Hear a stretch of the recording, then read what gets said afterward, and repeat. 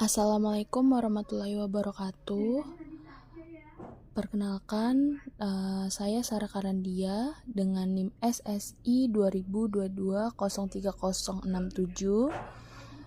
Pada kali ini saya akan mempresentasikan hasil kerja saya mengenai konfigurasi NAT dan konfigurasi VPN site-to-site untuk ujian akhir semester ganjil mata kuliah keamanan jaringan.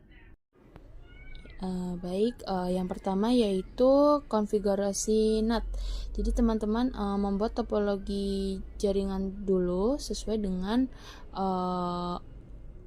pada modul dan membuat alamat IP juga sesuai dengan tabel yang ada di modul. Di sini ada 5 PC, kemudian 2 router, 3 switch dan 2 server. Nah, kemudian koneksi antar perangkat itu menggunakan kabel chopper straight through yang ditandai dengan garis hitam lurus untuk menghubungkan PC ke router dan switch ke server. Sementara koneksi router ke router menggunakan kabel serial DTI yang ditandai dengan garis merah bergambar Z terbalik. Kemudian langkah selanjutnya yaitu pengamatan IP pada PC1 dan PC2. Pengamatan IP dilakukan pada PC1 dan PC2 sesuai tabel IP yang sudah ditentukan. Itu mencakup alamat IP, subnet mask, terus kemudian default gateway-nya yang diisi dengan alamat IP interface router 1. Default gateway itu berfungsi sebagai jalur keluar untuk komunikasi keluar jaringan lokal. Konfigurasi serupa dilakukan untuk PC2, PC3, PC4, PC5, server web, server VTP, dan router dengan alamat IP berbeda. Kemudian langkah selanjutnya yaitu masuk ke konfigurasi router 1. Konfigurasi router 1 dilakukan seperti terlihat pada gambar di atas dengan menerapkan NAT overload untuk menjembatani jaringan privat ke jaringan publik. Konfigurasi ini mengubah alamat IP privat menjadi satu atau beberapa alamat IP publik saat berkomunikasi keluar, sekaligus menyembunyikan topologi jaringan internal dan internet. Mungkin teman-teman bisa pause videonya untuk melihat konfigurasinya seperti pada gambar yang saya tunjukkan ini.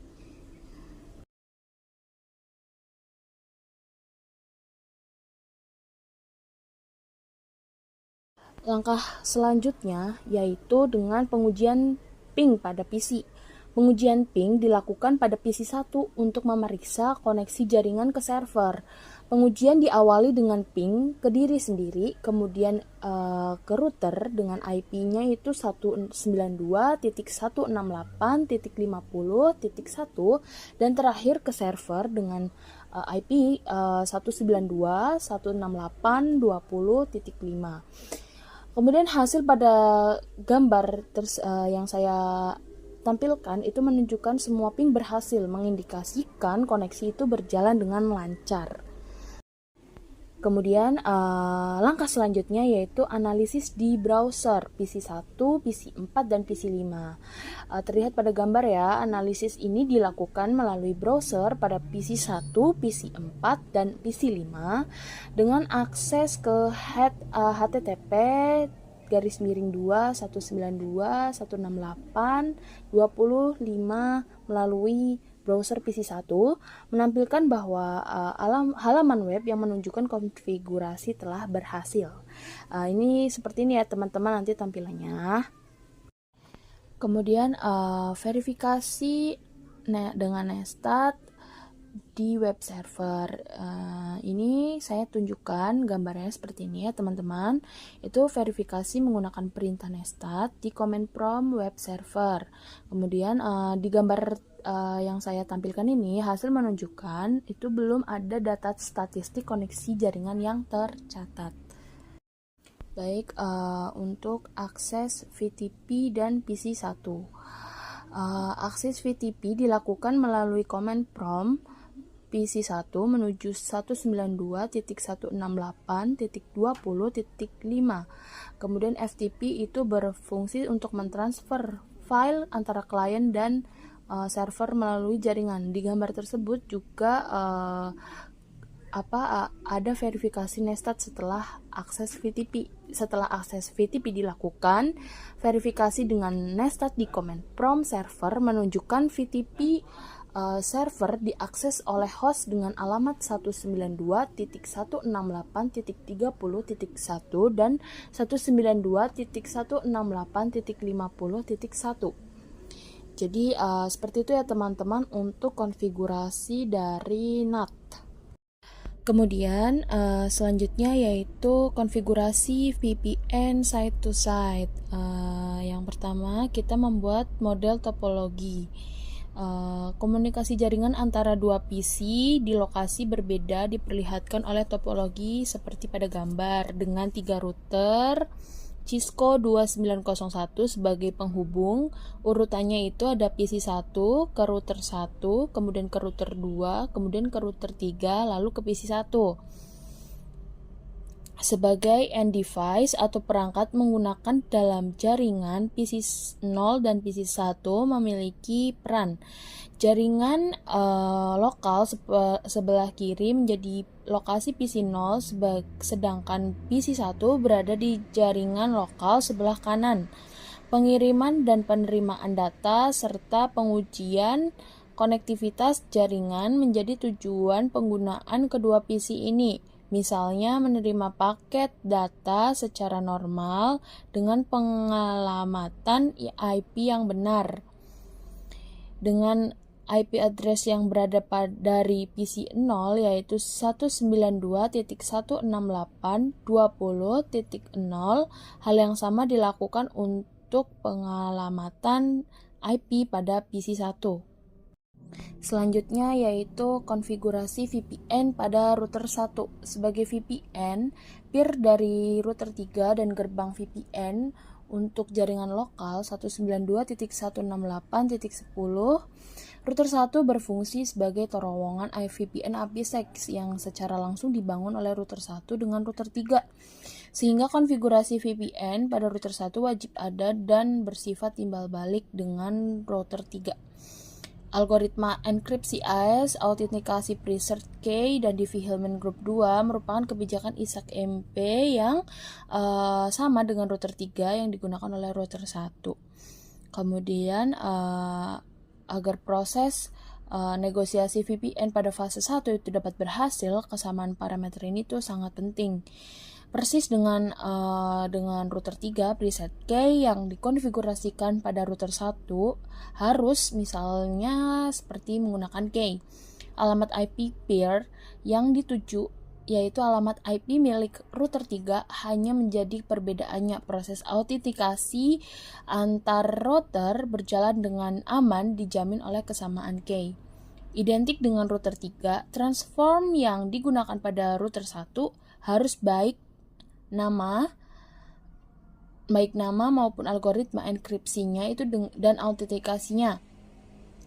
Agar kedua router menyepakati metode pengamanan data yang sama pada fase 2 ini bertujuan untuk sebagai endpoint VPN pasangan router 1 dan gateway untuk jaringan privat 192.168.20.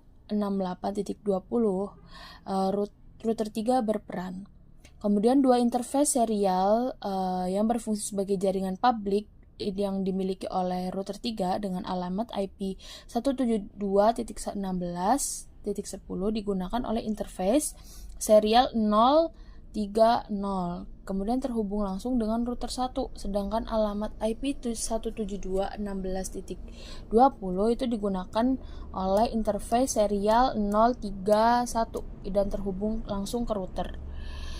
Kemudian pembuatan access list bernomor 110 yang berfungsi untuk menentukan traffic mana saja yang akan dienkripsi oleh VPN menjadi awal konfigurasi. Komunikasi IP antara jaringan lokal dengan jaringan tujuan diizinkan oleh ACL ini. Kemudian melalui terowongan VPN akan dilewatkan trafik yang sesuai dengan ACL ini nantinya Sedangkan secara normal tanpa enkripsi akan dikirimkan oleh traffic lain. Langkah selanjutnya yaitu dengan mengkonfigurasi kebijakan Ishak IMPI dengan nomor polisi 10 setelah SEL dibuat. Kemudian metode keamanan awal untuk membangun koneksi VPN ditentukan pada tahap ini, yaitu menggunakan algoritma AES, metode autentikasi preset key, dan Diffie-Hellman Group 2. Untuk melakukan negosiasi awal dan membentuk secure channel, konfigurasi ini digunakan oleh kedua router VPN. Teman-teman bisa ya pause gambar konfigurasinya agar bisa dilihat. Dan tadi itu penjelasan mengenai konfigurasi dari router 1. Kemudian langkah selanjutnya itu ping untuk mengecek arus jaringan.